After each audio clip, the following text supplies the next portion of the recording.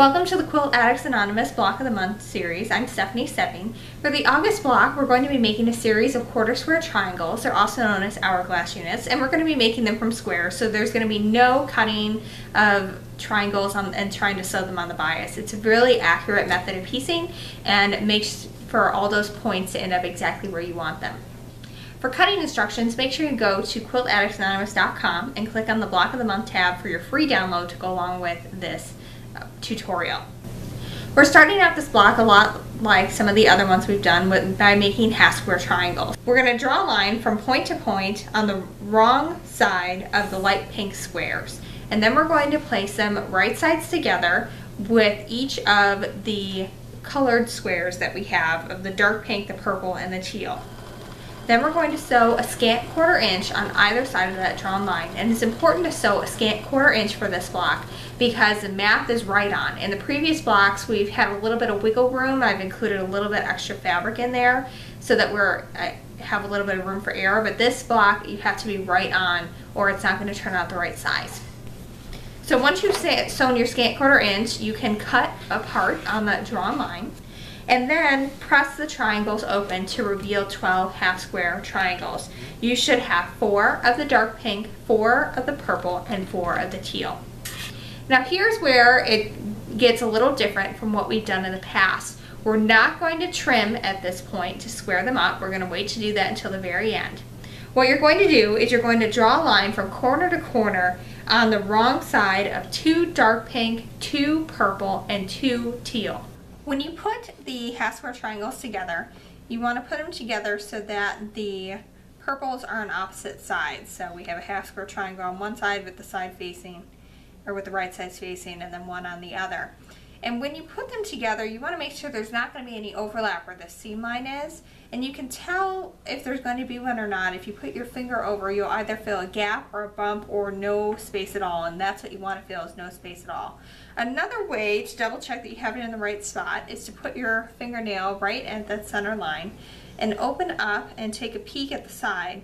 And so to keep that in place, just go ahead and put a pin in that seam line, and then you're ready to go.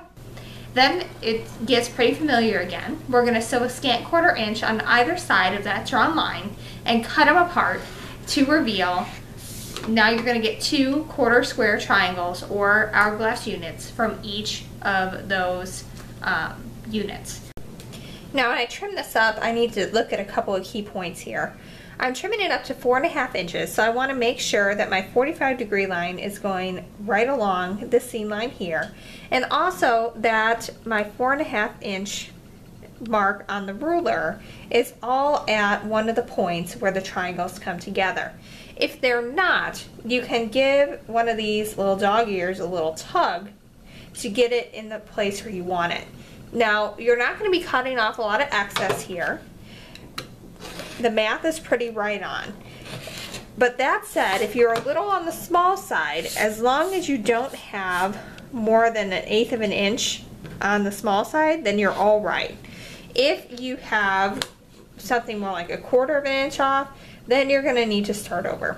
So now I flip that around and I've got my cut line right on the 4.5 inch dotted line here. And I have just a little bit hanging off on the side, but I'm still checking to make sure that my points are all where they wanted to be. Both at this corner, I've got my 45-degree line right on that seam, and then 4.5 is right where those points come together. And as long as you trim it up to where those points are right on those corners, then the points are going to be right in the corners when you sew it in together as well. From here we're going to refer to our printed instructions. You can watch it on the video, but I definitely recommend you go to quiltaddictsanonymous.com and click on the Block of the Month tab. You get your free download with printable instructions. It has a really clear diagram of where everything is supposed to be and how those triangles are supposed to fit in order to make the design for this month's block. So follow your diagram and make sure you're putting them together in rows where there is a dark pink, a teal, and a purple in each row horizontally, because that will help us put the blocks together for the final border. Now when you're finally done, you just want to press the block open so that the seams are underneath the outside rows. And last month we pressed them so that the seams are underneath the inside rows, so that way when we put the final border together, everything will abut nicely.